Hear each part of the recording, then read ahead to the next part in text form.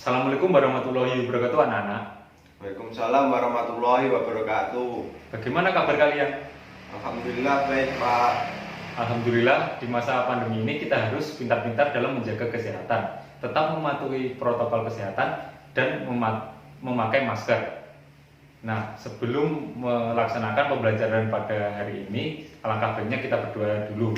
Ketua kelas silakan memimpin doa. Ya Pak. Oke, sebelum kita memulai pelajaran hari ini, marilah kita berdoa menurut agama dan kepercayaan masing-masing. Berdoa mulai. Berdoa selesai. Nah, apakah ada yang tidak masuk pada hari ini? Alhamdulillah masuk semua Pak. Alhamdulillah. Nah, apakah kalian ingat pada bab sebelumnya kita mempelajari tentang apa? Mempelajari tentang limit Pak. Nah, dalam limit tersebut digunakan untuk apa? Apakah ada yang bisa menjawab? Ada Pak, saya. Oh, silakan Ridwan. Oke. Pada dasarnya limit sendiri digunakan untuk menyatukan suatu yang nilainya mendekati nilai tertentu, seperti nilai tak hingga yang pada dasarnya adalah angka yang sangat besar yang nilainya tidak dapat dipastikan. Limit menjelaskan suatu fungsi jika batas tertentu didekati. Jika suatu fungsi tidak terdefinisi untuk titik tertentu, tetapi kita masih bisa mencari nilai yang didekati oleh fungsi tersebut apabila titik tertentu makin didekati, yaitu dengan limit. Seperti itu Pak. Nah, benar sekali jawaban dari saudara Ridwan. Nah, limit itu digunakan untuk menyatakan sesuatu nilai yang mendekati nilai tertentu. Jadi limit menjelaskan suatu fungsi jika batas tertentu didekati. Nah, pada hari ini kita akan melanjutkan bab selanjutnya, yaitu tentang turunan. Nah, untuk yang pertama, pengertian tentang turunan. Turunan atau yang disebut juga dengan derivatif merupakan suatu pengukuran kepada bagaimana fungsi berubah seiring perubahan nilai input. Secara umum, turunan menyatakan bagaimanakah sebuah besaran berubah akibat adanya perubahan besaran yang lainnya. Sebagai contoh, turunan dalam posisi suatu benda yang kemudian bergerak terhadap waktu. Nah, merupakan kecepatan sesaat oleh objek tersebut. Proses dalam menyatakan sebuah turunan disebut juga dengan diferensiasi, serta kebalikannya dari suatu turunan disebut juga dengan anti turunan. Untuk lebih jelasnya, kita langsung saja pada contoh berikut. Kita akan masuk pada turunan dasar. Yang pertama, jika Fe menjadi jika diturunkan Fx-nya, turunan Fx-nya menjadi 0. Misal kita memiliki nilai Fx sama dengan 2 misalnya. Nah, jika diturunkan ini akan menjadi 0. Ya, setiap setiap angka jika diturunkan akan menjadi 0. Lalu yang kedua, Fx sama dengan X menjadi F aksennya menjadi 1. Nah, ini contoh 2. Misal Fx sama dengan 2X ya. Misal F aksennya akan menjadi 2 dikali X, ini menjadi 1, jadi 2 kali 1. Jadi turunannya akan menjadi 2. Jadi turunan dari 2X sama dengan 2. Lalu aturan pangkat ini yaitu Fx sama dengan X pangkat N menjadi turunannya F aksen X sama dengan N dikali X pangkat N negatif 1. Misal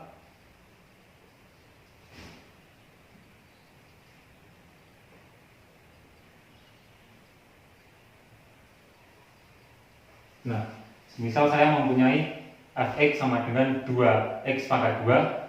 Nah, di sini karena aturan pangkat tadi, jadi F aksen X sama dengan 2-nya keluar, lalu 2 di sini menjadi di depan. Jadi dikalikan 2, X 2 dikurangi 1, karena N di sini dikurangi 1. Jadi F aksen X sama dengan 2 kali 2 sama dengan 4, lalu X pangkat 2 dikurangi 1, yaitu pangkat 1. Jadi tidak ditulis tidak apa-apa. Lalu yang terakhir adalah K. K ini berarti kelipatan. Jadi K Fx sama dengan K. K ini bisa keluar nanti. Jadi tidak mempengaruhi dari nilai turunannya dari X. Misalkan saya mempunyai contoh.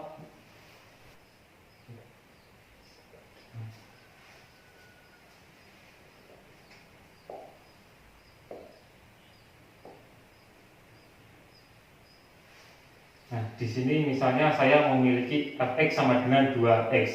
Nah, di sini 2 bisa dikeluarkan terlebih dahulu. Jadi nilai Fx-nya 2 Fx. Nah, di sini Fx menjadi X. Fx sama dengan X. Jadi X-nya diturunkan, Fx sama dengan turunan Fx sama dengan 1. Nah, di sini nilai 2 dikalikan dengan turunannya tadi 1. Jadi nilai 2. Jadi turunan dari 2x ini sama dengan 2.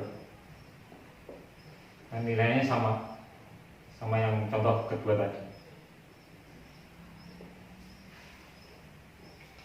Itu selanjutnya yaitu turunan tentang jumlah, selisih, hasil bagi, dan hasil kali. Yang pertama, turunan jumlah di sini dapat dilihat F ditambah G. Jadi turunannya dapat dipisah nanti.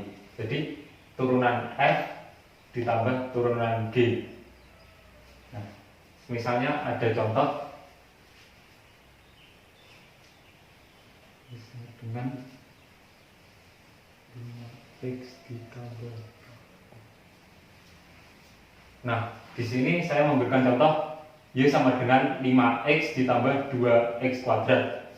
Jadi Y aksen sama dengan turunan dari 5x adalah 5. Lalu di sini dapat dipisah ya. Jadi satu-satu menurunkannya ditambah dengan turunan dari 2x kuadrat, 2 dikali 2x 2 dikurangi 1. Jadi Y aksen sama dengan 5 ditambah 2 kali 2 4 dan X pangkat 1. Satunya bisa ditulis tidak apa-apa. Jadi Y sama dengan 5x ditambah 2x kuadrat, turunannya yaitu Y aksen sama dengan 5 ditambah 4x.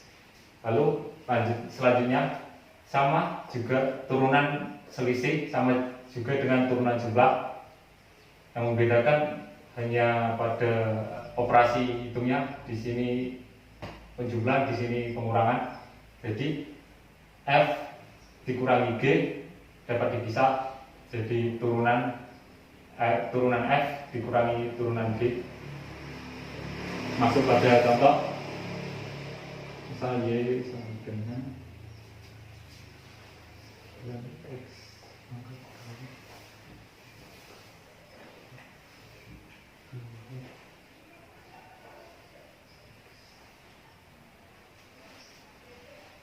Di sini saya memberikan contoh Y sama dengan 9x pangkat 2 dikurangi 2x pangkat 3. Nah, Y aksen sama dengan turunan dari 9x pangkat 2, 9 dikali dengan 2 x pangkat 2 dikurangi 1 dikurangi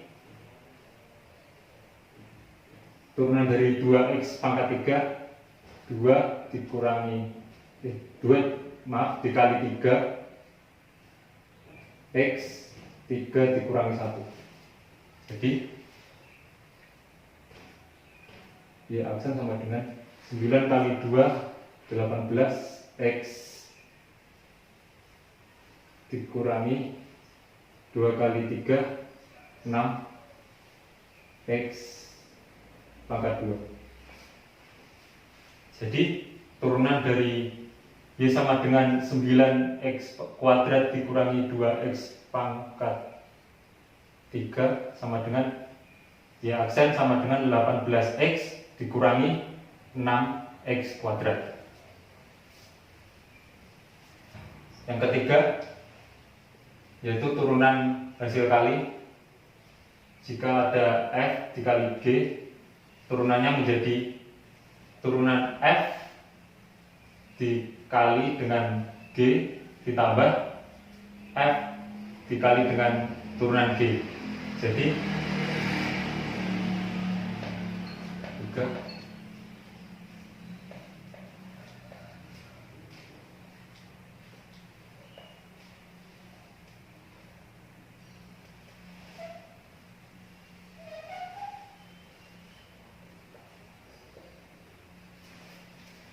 Misalnya saya memiliki ini Y sama dengan 2X dikalikan dengan X ditambah 1. Jadi turunannya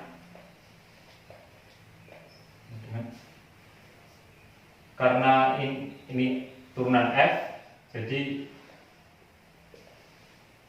2X diturunkan menjadi 2. Lalu karena ini G, jadi kita tulis X ditambah 1 ditambah terbalik Fx 2X turunan dari X ditambah 1 sama dengan 1. Sederhanakan. Jadi 2 kali X 2X ditambah dengan 2 kali 1 2 ditambah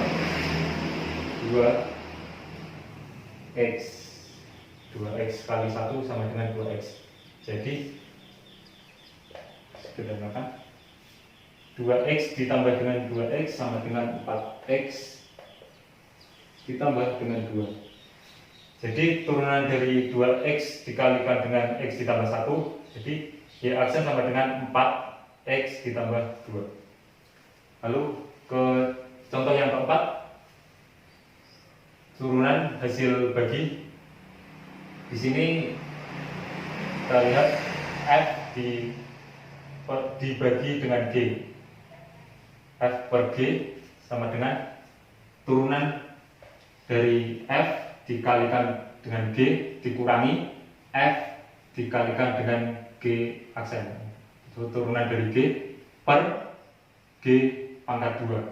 Jadi misalkan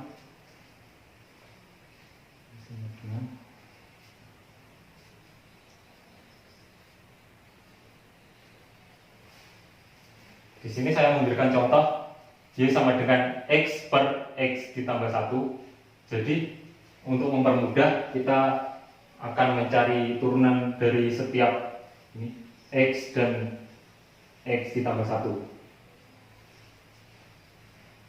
Turunan dari X sama dengan 1. Lalu turunan dari X ditambah 1 sama dengan 1. Lalu hasilnya akan dimasukkan ke dalam sini. Jadi F aksen X atau turunan dari F yaitu 1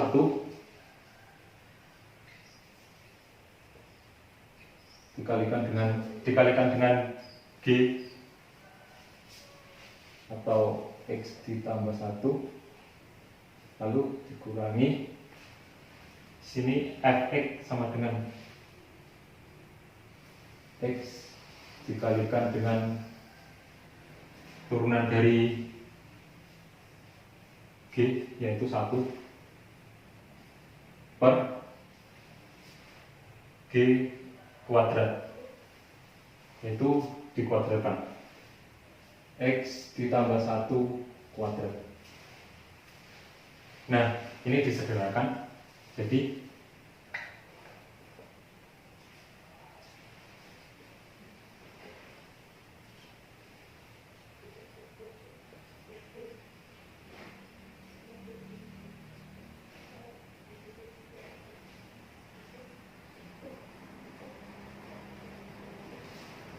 jadi seperti ini. Y aksen sama dengan X ditambah 1 dikurangi X per X ditambah 1 kuadrat sama dengan X kuadrat ditambah dengan 2X ditambah dengan 1. Jadi hasilnya X. Jadi hasil akhirnya adalah 1 per X kuadrat ditambah 2X ditambah dengan 1. Dan ini yang terakhir yaitu tentang aturan rantai. Dalam aturan rantai di sini menggunakan fungsi komposisi yaitu F bunderan G jika diturunkan menjadi F dan di dalamnya ada G lalu dikalikan dengan turunan G. F turunan yang di dalamnya ada G nanti dikalikan dengan G turunan. Jadi semisal saya memiliki contoh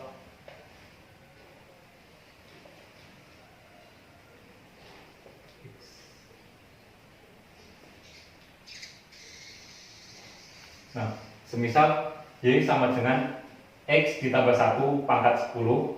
Jadi saya memisalkan X ditambah 1 ini menjadi misalnya menjadi Z. Nah, di sini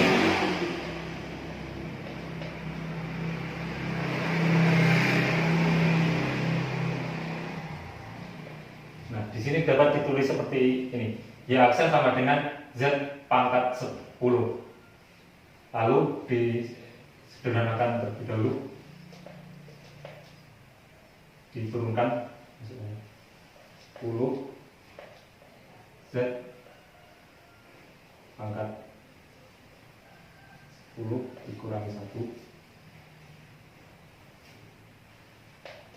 Nah, setelah diturunkan, di sini ada aturan rantai, yaitu kita harus menurunkan Z. Jadi di sini Z aksen sama dengan turunan dari X ditambah 1 sama dengan 1. Jadi kita tulis saja. Nah, seperti ini. Lalu Y aksen sama dengan 10 dikalikan dengan Z pangkat 9 dikalikan dengan 1. Nah, disubstitusikan, jangan lupa Y aksen sama dengan 10 kali X ditambah 1 pangkat 9. Nah, karena dikalikan 1 tidak usah ditulis ya Pak. Jadi Y sama dengan X ditambah 1 pangkat 10. Di sini Y aksen sama dengan menjadi 10 dikalikan dengan X ditambah 1 pangkat 9. Ini adalah aturan rantai. Ya, karena materi sudah selesai, ada yang ditanyakan? Tidak Pak. Jadi sudah paham semua? Insya Allah paham.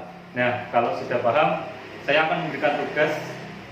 Buka halaman 89 sampai 90. Di sini dikerjakan nomor 1 sampai 4. Iya Pak. 10 menit lagi bisa? 15 menit Pak. Ya, 15 menit ya. Ya. Silakan dikerjakan. Siap Pak. Baik, sudah 15 menit.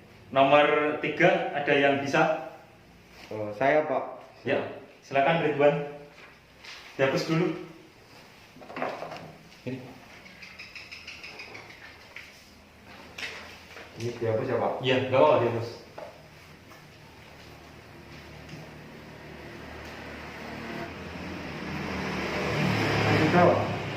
Ya, sudah. Silakan duduk kembali Ridwan.